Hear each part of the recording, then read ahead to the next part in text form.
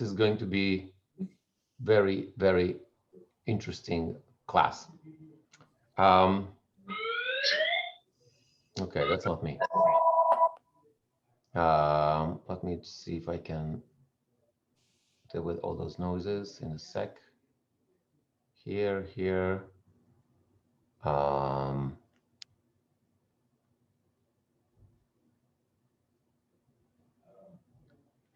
Okay. Are we ready? Okay. Gonna share my screen and we're gonna start.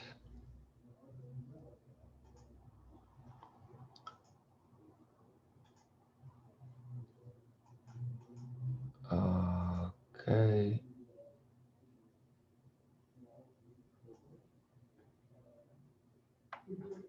Okay.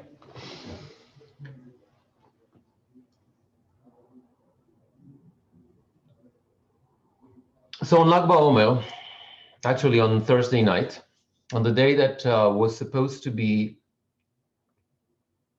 a day of joy, a day of Simcha in the Jewish calendar, we've experienced one of the greatest tragedies in the history of the state of Israel. 45 dead and dozens of people wounded among those who went to Mount Meron to celebrate Lag BaOmer. And I wanted to dedicate today's class to those who lost their lives and on Mount Meron, and for a speedy recovery for all those who were injured. I think it's important for us, living in the other side of the world, to, put faces into that. And one of those victims, Shragi Gestetner, was a Hasidic singer originally from Montreal, then living in Monsey. And I just want to give you a glimpse, just to put a face into one of those victims. This is Gershi.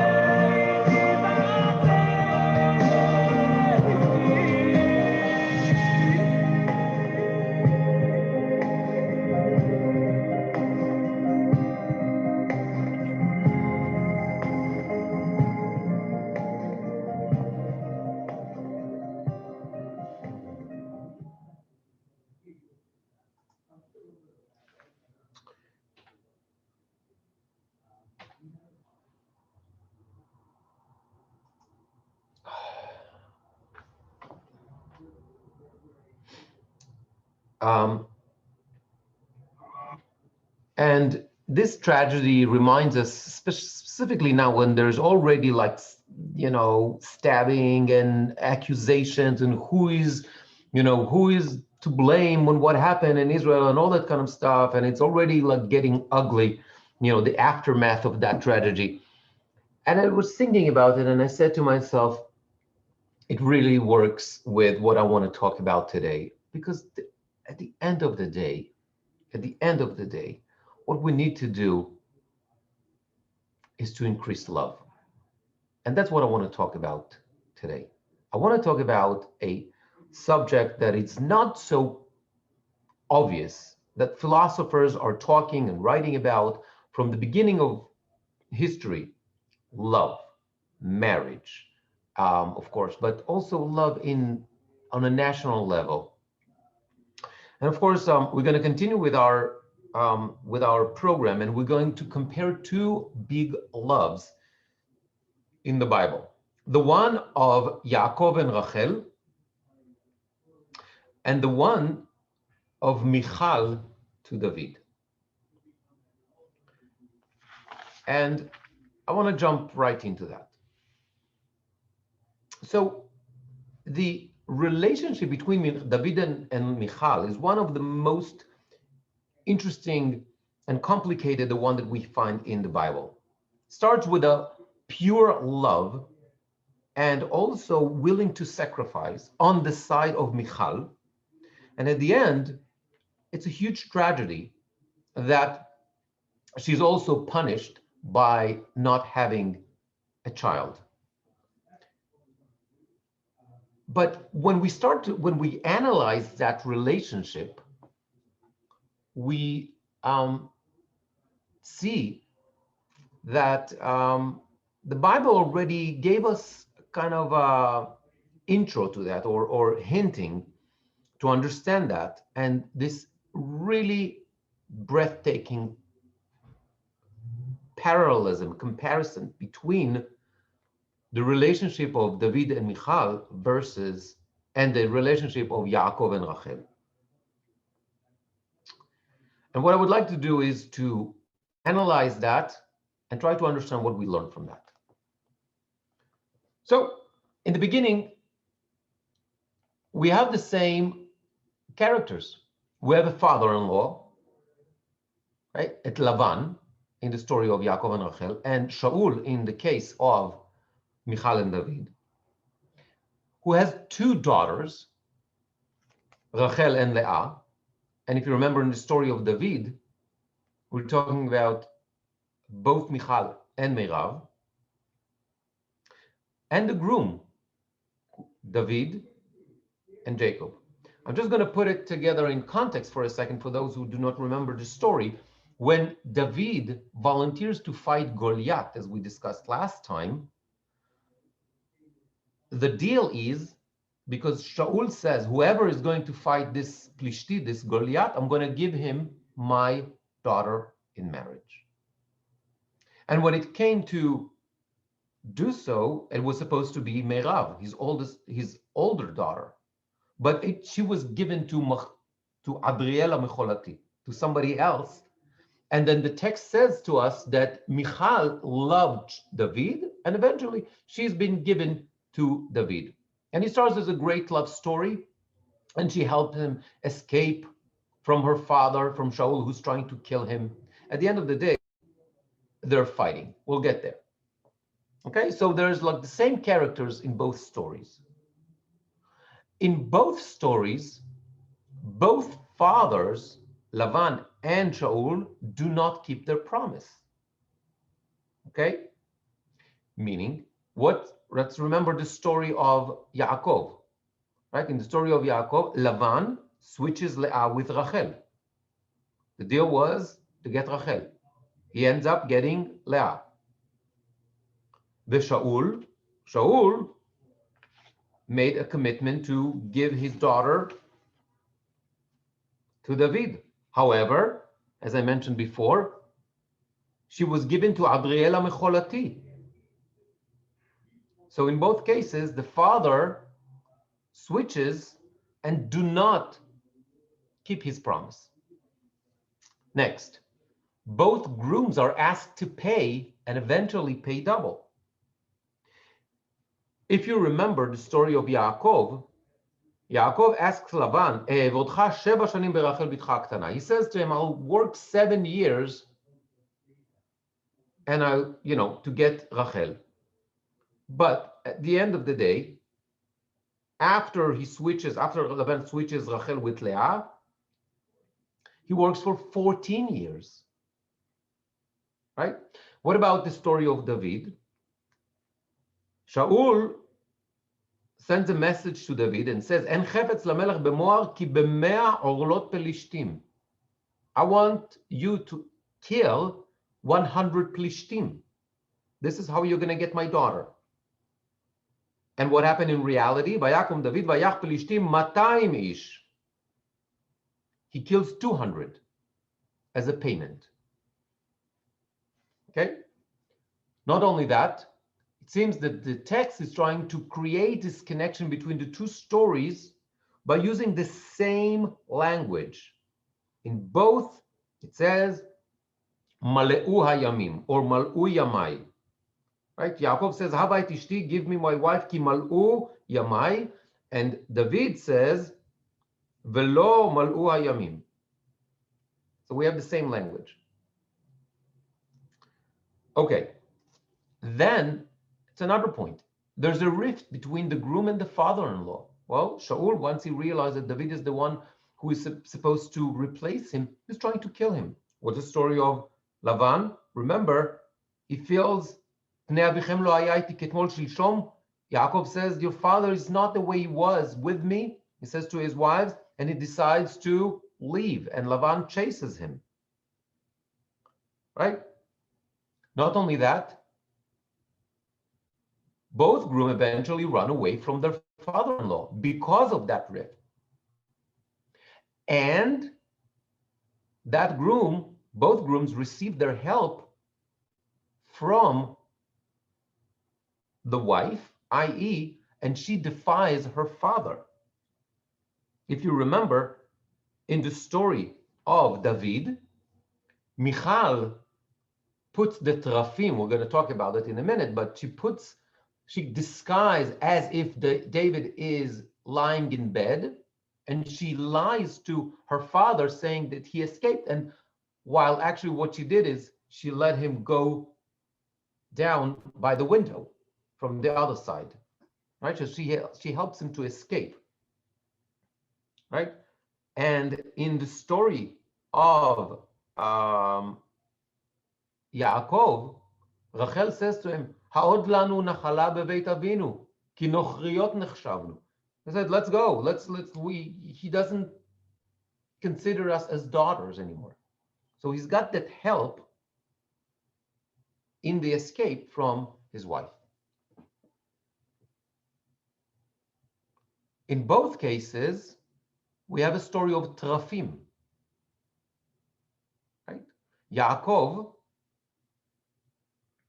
in the story of Yaakov and Rachel steals the trafim, the idols of Lavan. Right? Remember that story? We talked about that.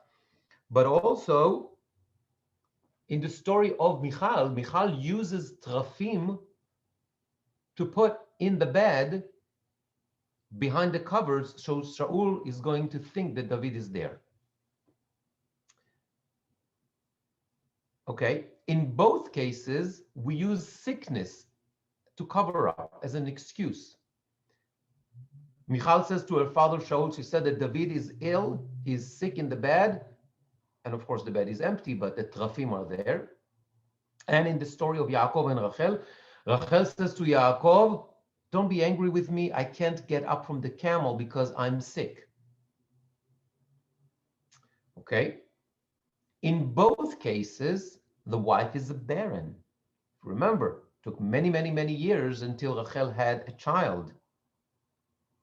Right? And she says, she comes in a fight, she fights with David, with Yaakov on that, and said, "Hava li banim ve'im ain meta anochi."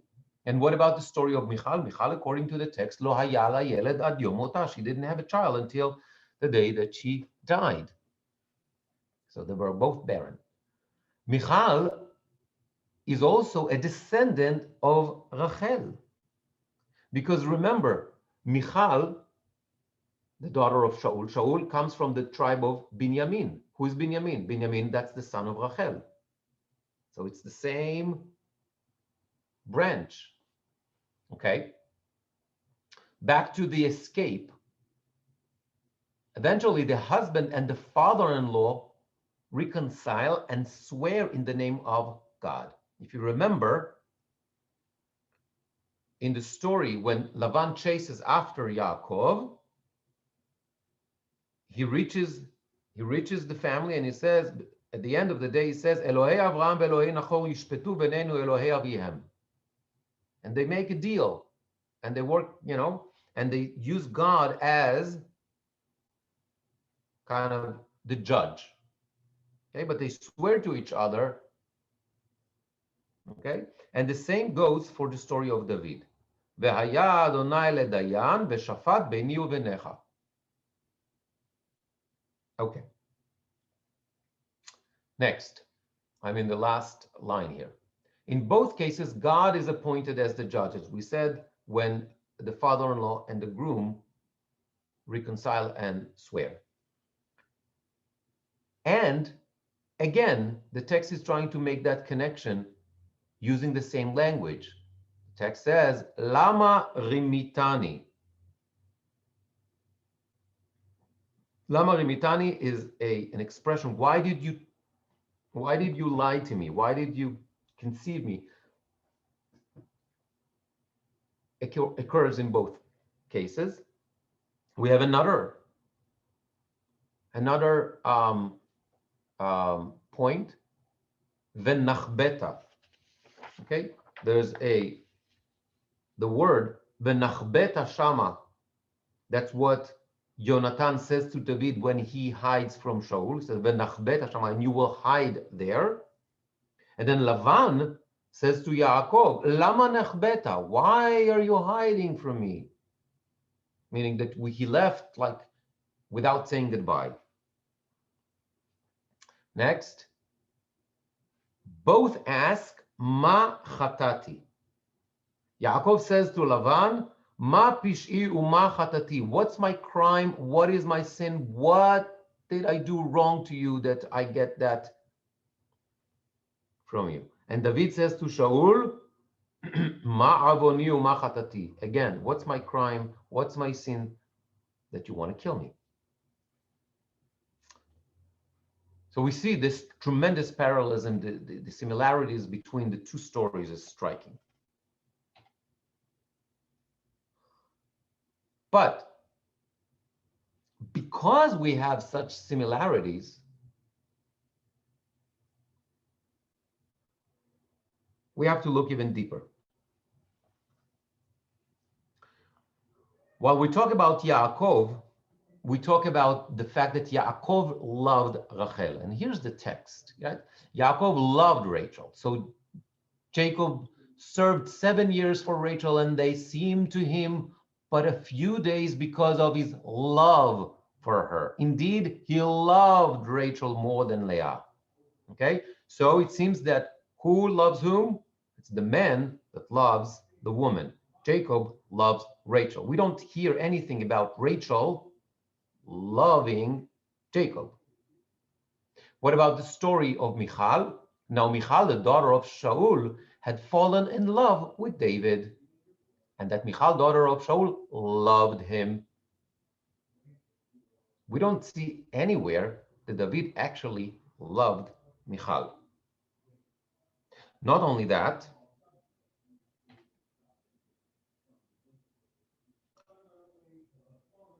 we see that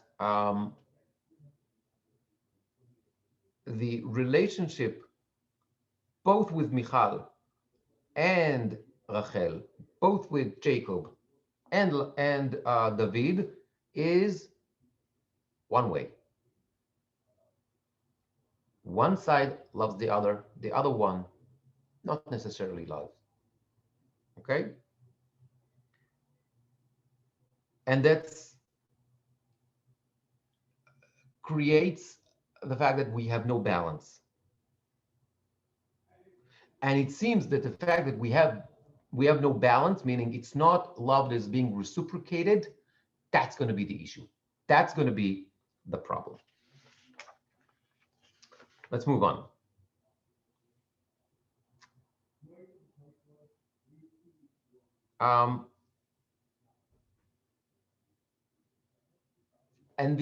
If you remember, we spoke about Michal in the past, but Michal, when the story of Michal, I don't want to go into that in too much depth, but the text goes back and forth between calling her wife of David and the daughter of Shaul. And it's very deliberate, because every time that she helps David, or we see that she loves him and she helps David, she is the wife of David. But every time that they get into a fight, and they're going to get into a lot of fights, she's the daughter of Shaul. And Michal moves on that space. She's like all the time she torn between her love to her father and her love to her husband. Okay. I want to move on. If you remember, such parallelism also we had with Yaakov and Rachel. If you remember, when Yaakov decides to run away from Lavan, he calls both Leah and Rachel, and he wants to hear what they have to say about that. We don't hear anything from Leah, but we hear from Rachel. So also Rachel, as I mentioned before, kind of defies her father. Okay. The next event that we have to look into for a second is after the death of Shaul. David is anointed a second time as a king on Yehuda in Hebron. And Avner ben Ner, head general of Shaul, he appoints Ishboshet, the son of Shaul, Ishboshet, as the king. However, that kingdom is not really stable. And what happens is there's a rift between Avner ben Ner and Ishboshet. And as a result of that, Avner decides to switch sides. And he goes and he joins David. And he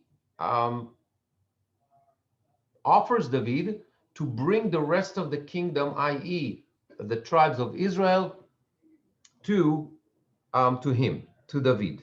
And David agrees, but he has a condition. What's the condition? On the condition that you bring Michal back to me. Because as you remember, Michal was given to somebody else. Shaul takes Michal, even though that she was married to David, and we spoke about it a lot in the past. I don't want to go into that. But the point is that she was given as a wife to somebody who actually treated her nicely. And she was happy. And if you remember, we have that description. She's given to Palti ben Laish, and she's taken from him, and he walks after her crying. She has nothing to do. She's just a player here. Nobody asked her what she wants to do. Okay. And it seems that David wants Michal back, because that's going to fortify his position as the king, legitimate king of Israel. He is the son-in-law of the previous king. All other sons are dead, except for Ishboshet, who is weak. Okay. So we understand why David insists on it. He didn't love Michal. What he wants, why he insists of taking her away from her husband, who actually loves her. Palti ben Laish. Okay. The second reason that he has, it's not that he says, I want my wife, the one that I love, the one that belongs to me, blah, blah, blah. He said, I want my wife that I rightly deserve, I paid for. It's by law, right? Because if you remember, the payment was 100 plishtim. I paid 200. I have a right.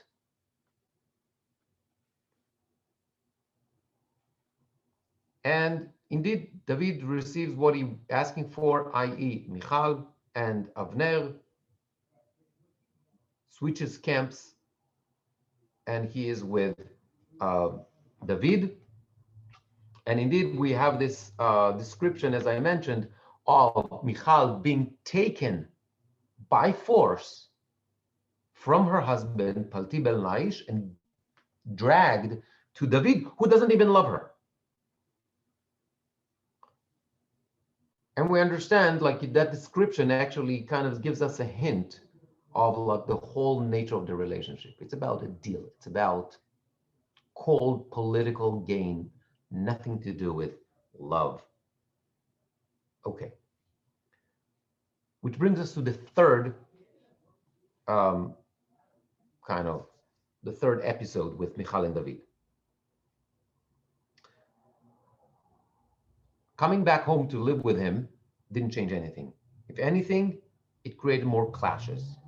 And that happens when David, after that, when David becomes the king of the entire nation, he makes his capital Jerusalem, and he decides what? To bring the Aron, we spoke about that event, bring the ark back to Jerusalem. So the Aron, after whatever long time we spoke about that, I want to go into that, make its journey. It's the ark, the holy ark, makes its journey to Jerusalem. And David, ודוד מחרקר בכל עוז לפני השם בתרועה בכל שופר. David is celebrating, he's dancing, he's ecstatic, he's super happy about this event. But Michal, she's not, she doesn't see it that way. Either because of her negative feelings towards David, or because of something else, but I would assume it's probably because the way she feels towards David, and that reflects on her outlook on the whole situation. And it says the following: Umichal bat Shaul nishkefa ba'ad Achalon, and Michal, the daughter of Shaul, pay attention, she's not the wife of David, she's not described as the wife of David, but rather as the daughter of Shaul. She watched through the window and she sees David, dances and ecstatic, v'tives lo beliba, and she despises him in her heart. And then when David comes back home, ותצא מיכל בת שאול לקראת דוד, and she goes out towards him, ותאמר מה נכבד היום מלך ישראל, אשר נגלה היום לעיני אמהות עבדיו כי יגלות נגלות אחר הריקים. She's very sarcastic, and she basically tells him, this is a disgrace for the king of Israel to appear this way, to dance and to sing like this in the street. This is not, and of course, this is how she feels towards him. It's nothing to do with being a religious event. What she says is very bad. It's very severe, right? But we understand where it comes from. This is just a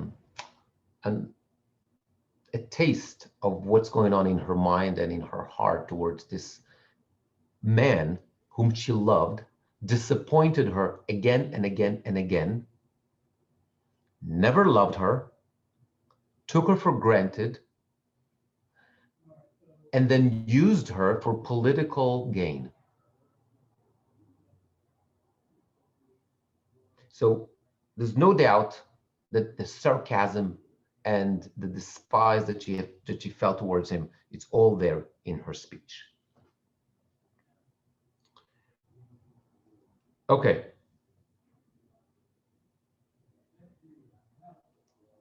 What's interesting is also, there's like also a little motif.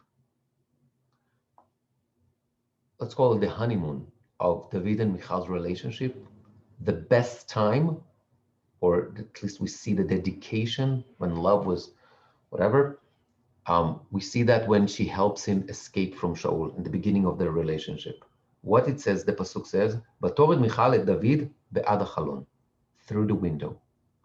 What happens at the end when she gives him that Musar spiel, when she despises him? It's also be'ad hachalon. It's symbolic. This idea of window is symbolic. It seems like the text is trying to say to us that the window of opportunities that Michal opened in the beginning of the relationship has closed now.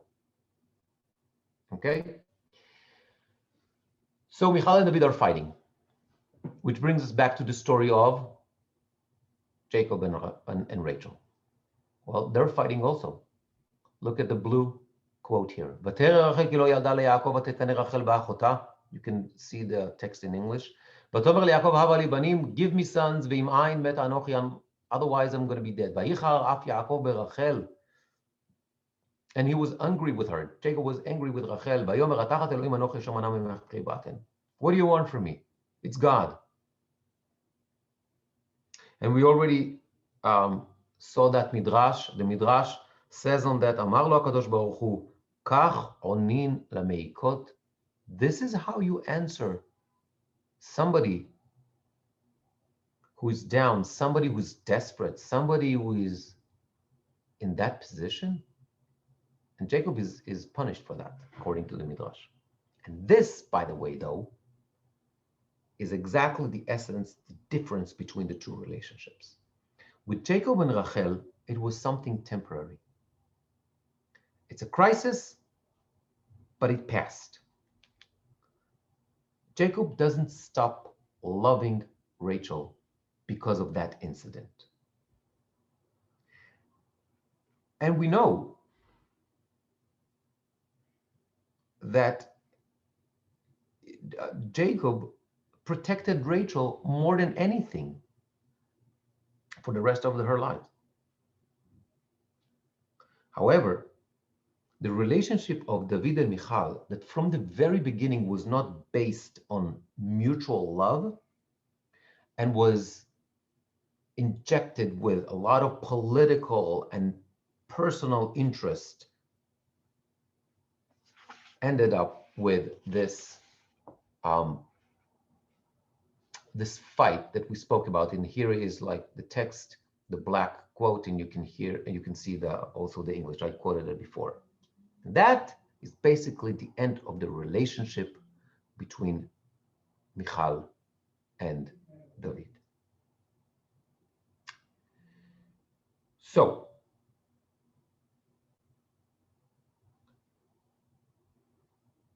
fast forwarding to the Midrash. The Midrash says, put another point that connects the two figures, Michal and Rachel. Shalosh, I see that I have a couple of spelling mistakes here. Okay. Shalosh שנתקשו בלידתן ומתו. 3 women had problems at childbirth and died. Rachel, ואשת פנחס, ומיכל בת שאול.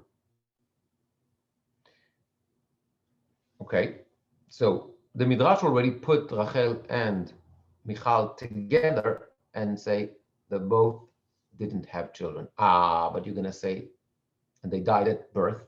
But we don't know anything because the text says, "Umichal bat Shaul lo haya la valad ad yom mota." The text said that she didn't have children until she died. What does it mean? Lachar hamita havala.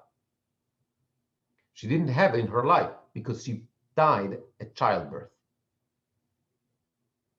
But she had a child eventually, just like Rachel giving birth to Binyamin.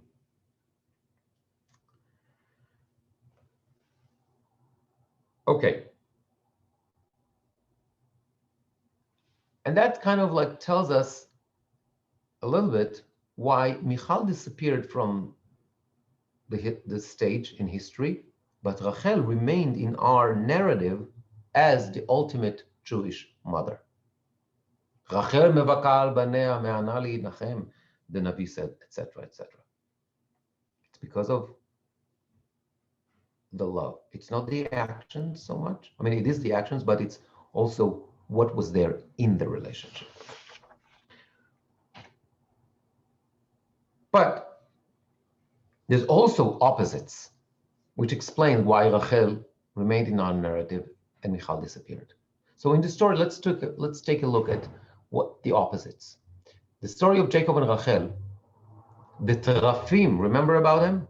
The Terafim, they disappear. What happened to the Terafim after Rachel? I'm sorry, what in the story of Rachel, what was taken from Lavan? The Terafim. Rachel stole the Terafim, right? It's the object, those idols, whatever they are. However, in the story of Michal, the person, David, he's the one who disappeared. Okay, and that's very symbolic. Object can disappear. When a person disappears, that's not good for the relationship. In the story of Jacob and Rachel, the father complains to his son-in-law, right? There's, even though they disagree, Lavan and Yaakov, there's communication. What about the story of Michal and David? The father, i.e. Shaul, he complains to his daughter. So Shaul is trying to create coalition to side together with his daughter against her husband. There's no direct communication between Shaul and David here. That's a problem. Next, Rachel's theft remains a secret. Right? We don't know that anyone knew that it was Rachel who stole the Terafim. But when it comes to the story of Michal and David, Shaul does find out that it was indeed Michal who helped David escape, and she's the one who lied to him. And the final one, Jacob and Rachel had children. But Michal and David, according to the simple text, didn't have children, at least together. Okay.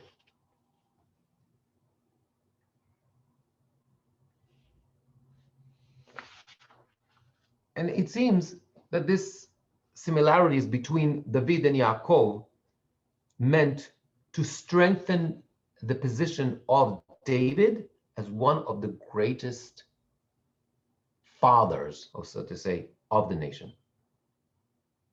Okay, if he is compared to Jacob, Jacob is one of the forefathers. That's what we're trying.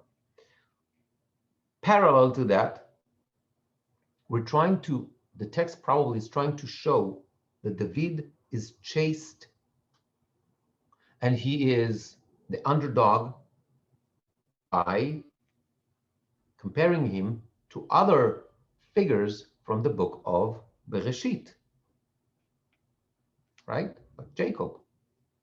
So it's trying to show the lack of justice and all that stuff that David needs to deal with.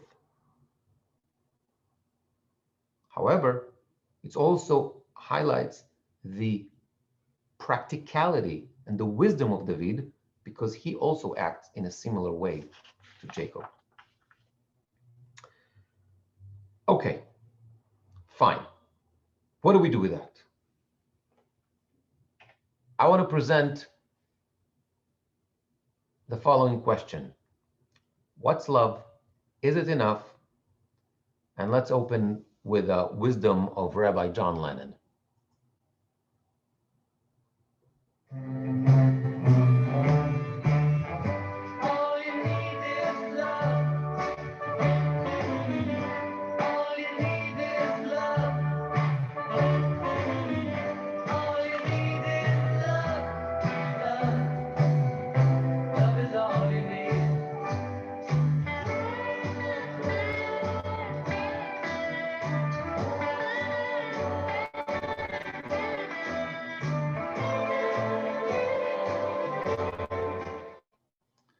Okay. Question: are the Beatles right? Oops, sorry about that. Are they right? And what does it mean? Is it enough? All you need is love. And what exactly does it mean? Trying to, sorry, switch the, okay. Let's delve into. Now it becomes really interesting. The there was a philosopher by the name of Gottfried Wilhelm Leibniz. Okay, you can see this guy here. He was a German philosopher, mathematician, scientist, diplomat, and polymath. He's a prominent figure in both the history of philosophy and the history of mathematics. As a philosopher, he was one of the greatest representatives of the 17th century rationalism, and as a mathematician, his greatest achievement was the development of the main ideas of differential and integral calculus, independently of Isaac Newton's contemporary developments. And what he says is the following: that the world, both the physical and the metaphysical and the psychological, spiritual, is built of monad, many monads. What is a monad? Monad is an elementary particle, meaning closed units, and those units do not have windows. It means, in a philosophical way, it means that each one of us lives in a cave and cannot escape his or her world. Very pessimistic approach, I have to say, but it basically says that I will always be in my own cave and I will not know the others. And whenever I see somebody else, it's going to be from my own perspective. It's very hard for us to accept it, especially as Jews, because there's at least one fact that completely destroys Leibniz's theory, which is love. Love is the proof that one can enter the world of the other and be truly in connection with somebody else. In our days, the term love kind of lost its meaning, its original meaning at least, and it is completely identified together with basically self-gratifying or something like that. When the truth is actually that love and needs are complete opposites. Because when I am there to kind of take care of myself, I use somebody else for me. When it comes to love, it's exactly the opposite. I use myself for somebody else. The question is, who is in the center? Me or the one that I love? Okay, Bala Sulam in Kabbalistic, in Kabbalah, we call it whether basically do I give in order to receive, or do I give in order to give more? But in order to open up and really love somebody, this is something that has a lot of responsibility and actually scary. This guy, Freud, taught us that certain phrases, or actually a Freudian slip, is an error in speech, memory, or physical action that occurs due to interference of an unconscious, subdued wish or internal train of thought. Okay. It means even if I say something, it means a lot. There's stuff behind that. Today, some people say, you know, let me live, then I'm going to get married, right? Which says that getting married is dying, right? And that is, in a way, is something that is, we can look at that from a mathematical point of view. And it's very, very simple. Question is, how much is 1 plus 1? And it has 3 answers. Okay, bear with me. I know I'm a little bit philosophical today. One, the first answer, that 1 plus 1 equals 1. That's the romantic answer. That's terrible. It means that there's one of us, right? We're talking about 2 people. There's one, that means that one of us that is lost. There was, somebody was brought as a sacrifice, right? I want to be, I love you so much that I want to be part of you. I want to be included in you, or I want you going to be included in me. That's the romantic answer. 1 plus 1 equal 1. That's terrible. It talks about, like, losing oneself. And perhaps that explains why people don't want to get married, because that thought is kind of like, I don't want to lose myself. I want to continue being. Okay. Brings us to the second answer. 1 plus 1 is 2. That's the mathematical answer. That's obviously not true when it comes to love, because it means that even after we're together, we are two separate individuals, which in other words, the plus did nothing. So if the plus did nothing, what's the point of getting married? What's the point of being together if we're still two separate identities? And the real answer is 3. 1 plus 1 is 3. It means that you remain you, I remain I, but there's something that brings us together, that connects us. Something that connects us and doesn't swallow us. Being a couple. And in Jewish perspective, we call it Shechina Benehem. Zahu Shechina Benehem. The divine presence is among them. So it's you and me and the divine presence. It's 3. That's what gives it meaning. Now, after we understand that, now we can look at the different type of relationship between people. Because when it comes to, unlike animals, when it comes to human beings, it becomes complicated. Emotions, whatever. So the question is where this is all coming from. Why this is so difficult to find your true love, your bashert, unlike animals. And in order to understand that, we have to go back to the story in Genesis, to the story of creation.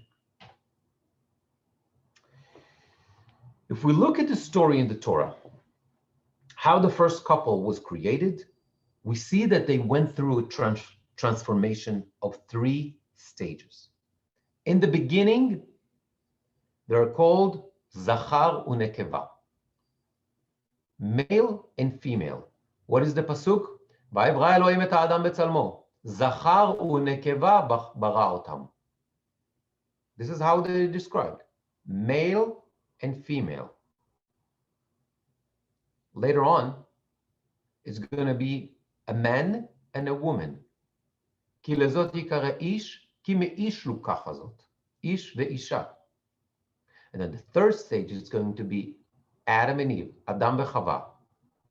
Vayikra Adam shem ishto Chava, ki hi hayta em kol chai. Let's go through those stages because these are 3 different type of relationships. In the beginning, we say we see the following. ויברא אלוהים את האדם בצלמו בזכר ונקבה ברא אותם, ויאמר להם אלוהים פרו ורבו. זכר ונקבה, male and female, is something that we find also by the animals.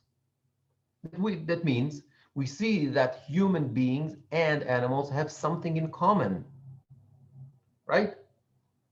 You can call it procreation, you can call it male and female, you can call it whatever, nature, whatever, all that kind of stuff. But if indeed all that men and a woman had in common is this procreation, then it wouldn't be difficult to find your mate, to find your bashelt, right? I mean,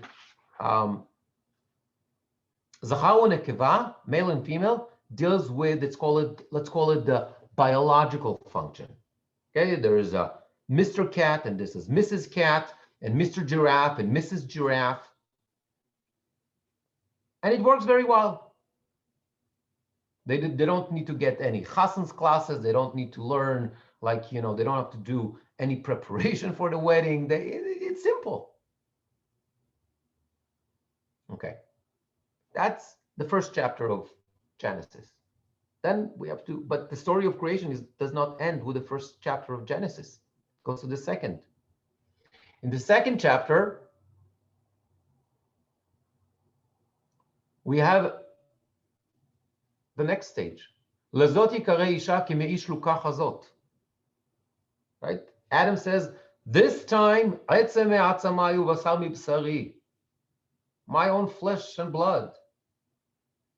I'm going to call her Isha, because a woman, because what? She was taken from the Ish, man. Okay? So that's the next level. It's not only male and female, but it's also Ish ve'Isha. Later on, in the third chapter in Genesis, we're going to see what? The third stage. Something that does not, obviously, is not applicable for animals.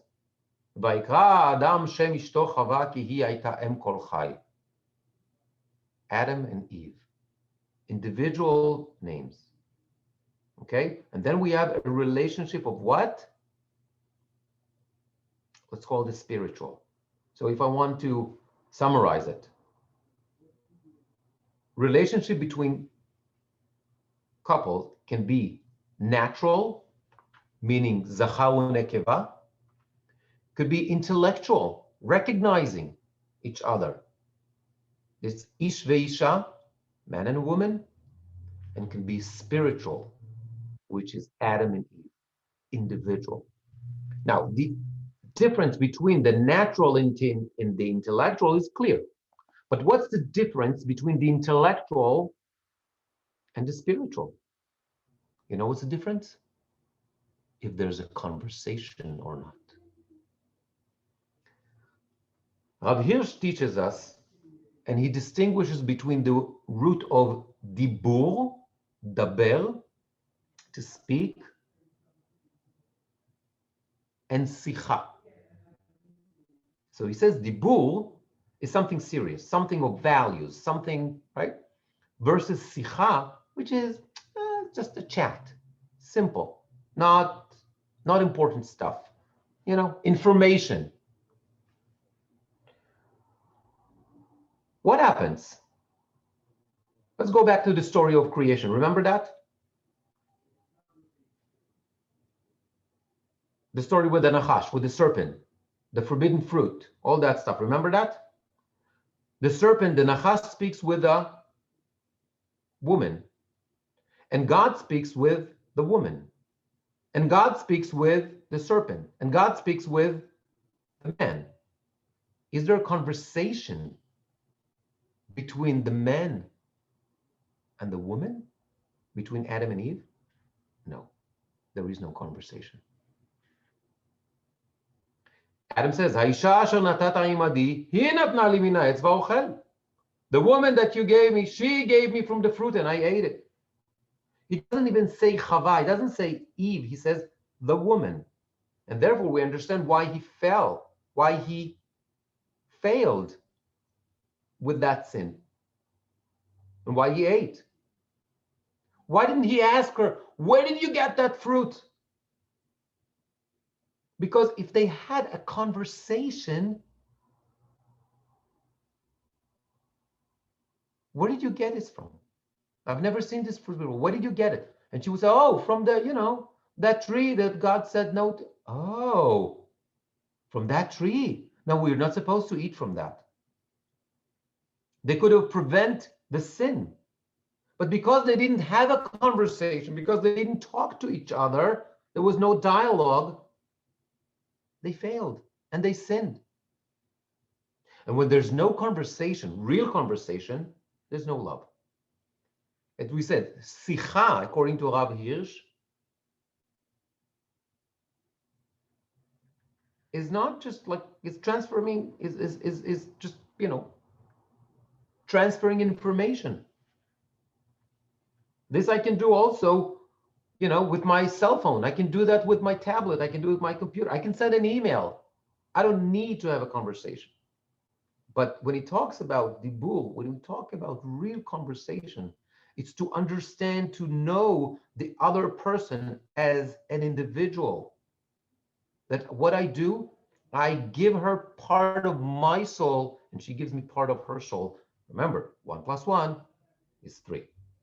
So therefore, in love, there's also an element of pain, because there's this willingness to sacrifice something from you for somebody else. That's the meaning of love. So that means we have three levels. Zachar u'nekeva, male and female, ish ve'isha, man and a woman, and Adam and Eve, Adam ve'Chava. There's, it's a great challenge for Adam to go through all those 3 stages. And it seems that is the essence of the difficulty that human beings have in order to get married and to find their love, their mate, of course, in comparison to animals.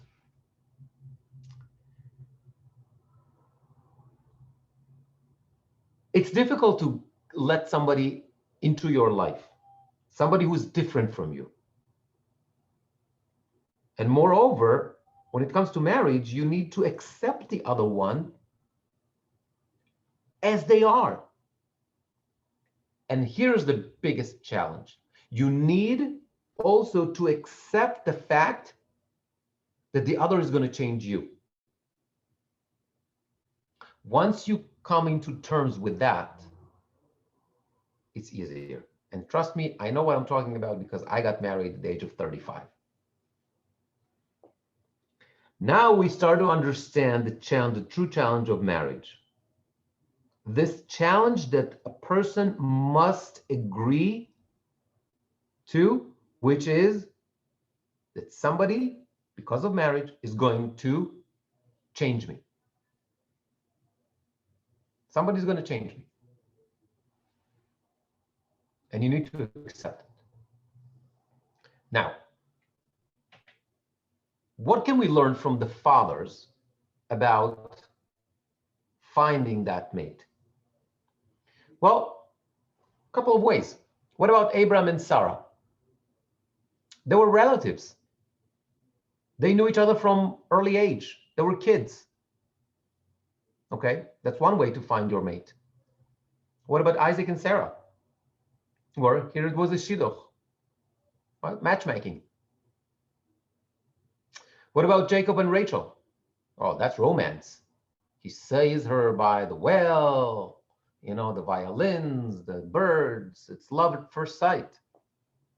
What about Jacob and Leah? That's marriage against your will. So all 4 ways that we see from our forefathers. What can we learn from that? Well, one fact is that the Jewish nation came out of those marriages. So perhaps we can say that what's really important is not how you meet or how you get married, but rather what do you do with that?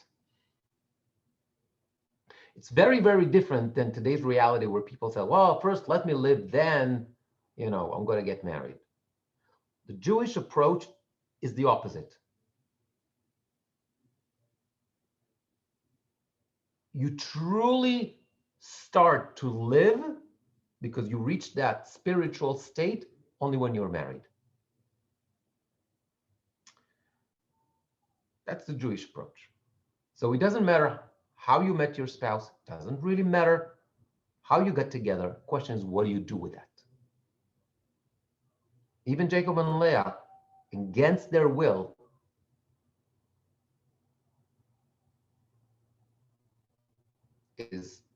we're talking 6 tribes, half of the nation from that union. Now I want to present to you a short video from another giant that left us this year, Rab Avraham Twersky Zatzal, that explains also in his incredible wisdom, what's love. Listen to this. Love is a word that in our culture has almost lost its meaning. There's a very interesting story about the Rebbe of Kotsk, who came across a young man who was clearly enjoying a dish of fish that he was eating. And he said, young man, why are you eating that fish? And the man says, it's because I love fish. He says, oh, you love the fish. That's why you took it out of the water and killed it and boiled it. He said, don't tell me you love the fish. You love yourself. And because the fish tastes good to you, therefore, you took it out of the water and killed it and boiled it. So much of what is love, right, is fish love, right? And so, young couple falls in love. Young man and young woman fall in love. What does that mean? That means that he saw in this woman someone who he felt could provide him with all of his physical and emotional needs. And she saw in this man somebody she feels that she could provide. That was love, right? That each one is looking out for their own needs. Right? It's not love for the other. The other person becomes a vehicle for my gratification. Too much of what is called love is fish love. Right? An external love is not on what I'm going to get, but what I'm going to give. We had an ethicist, Rabbi Dessler, who said the people make a serious mistake in thinking that you give to those whom you love. And the real answer is, you love those to whom you give. Right? And his point is, if I give something to you, I've invested myself in you. Right? And since self-love is a given, everybody loves themselves. Now that part of me has become in you, right, there's part of me in you that I love. Right? So true love is a love of giving, not a love of receiving. And I want to go into Rabbi Sachs, who takes it to the next level even. Because the question is, fine, you find your love, you're married, mazel tov. How you keep it alive? And is love enough? Remember the Beatles, that's the question. Here's what Rabbi Sachs writes. Many people in the West today are committed, averse, reluctant to bind themselves unconditionally and open-endedly to something or someone. But the real freedom worth having is freedom to, meaning the ability to do something that's difficult and requires effort and expertise. Freedom in this sense does not mean the absence of restraint, but rather choosing the right restraint. That involves commitment, which involves a choice to forego certain choices, falling in love with something, and then building a structure of behavior around it for the moment when love falters. One of the fundamental features of Sefer Dvarim, especially in Judaism generally, is that it is built around an act of mutual commitment by God to the people and by the people to God. The commitment itself is an act of love. The Torah is the foundational narrative of the fraud. Sometimes,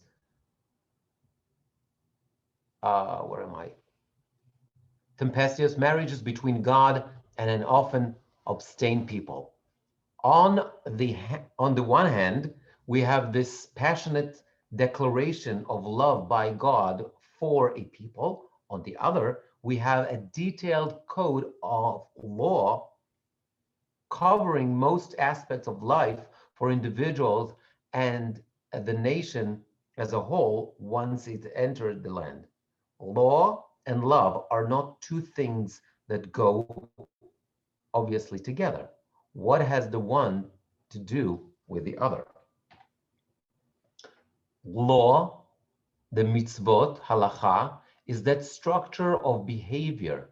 Love is a passion, an emotion, a heightened state, a peak experience, but an emotional state cannot be guaranteed forever, which is why we need laws, rituals, habits of deeds. Rituals are the framework that keeps our love alive. Could it have done so without the rituals? Well, the 613 commandments that fill our days with reminders of God's presence? I think no. Whether Jews abandoned life, the life of the commands, within few generations they lost their identity. Without the rituals, eventually love dies. With them, the glowing embers remain and still have the power to burst into flame.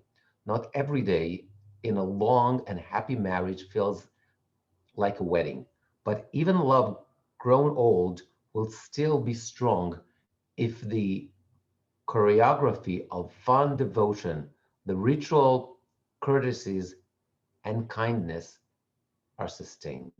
Hence, the life change idea. That's from his last book, Life Changing Ideas.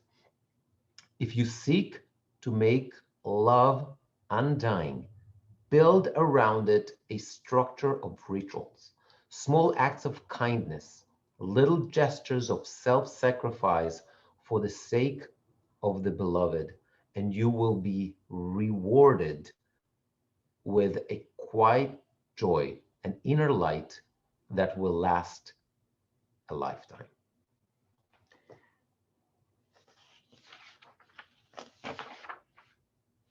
I want to add a short video from Rabbi Sachs himself.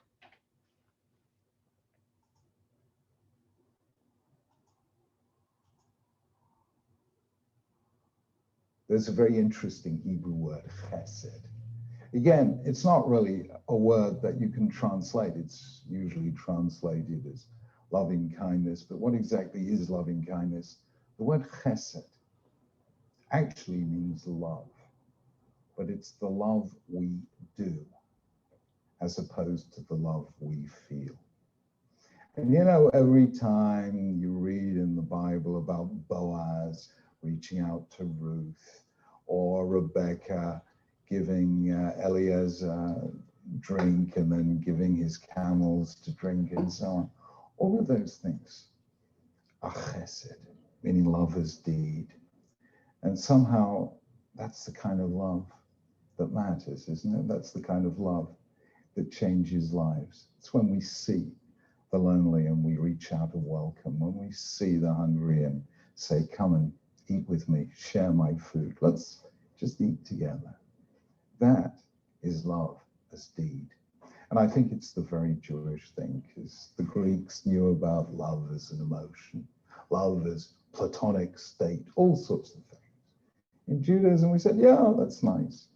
But the love that changes lives is the love we do. So the question is, There's a very interesting. Oh, I'm sorry about that. Oh, if we summarize, first, is the Beatle right? Is love is enough? And what is it? If we put together all the stuff that we learned today, I think we can have a clear picture. First of all, you have to become an Adam and Eve. You have to go above the stages of female and male, Ish ve'isha, and becomes individuals, Adam and Eve. That's number one. Number two, you need to accept the other. And you need to embrace that change that the other is going to cause you, because you're going to change because of your spouse. Rabbi Twersky added, you have to find a piece of you, of yourself in the other. And that's the part that you love, because self-love is granted. You need to be willing to sacrifice. Remember Jacob. Remember Michal. The Bible describes them as lovers because they were willing to sacrifice. We spoke a couple of weeks ago about Abraham. Abraham loves Isaac because he's willing to sacrifice. You have to be willing to sacrifice. In addition to the change or the sacrifice of yourself. Deeds, not only feelings, deeds, Rabbi Sachs teaches us. And of course, if you want to maintain your love, you better create rituals. You better create something, acts of love that will help you maintain your love. That's my presentation today. I hope that in that merit, and hopefully if we can bring some love to this world, that is going to help us during this very, very difficult time. Thank you. And I'm going to stop that share here. Thank you. Thank you so much. It was a very interesting and clever, clever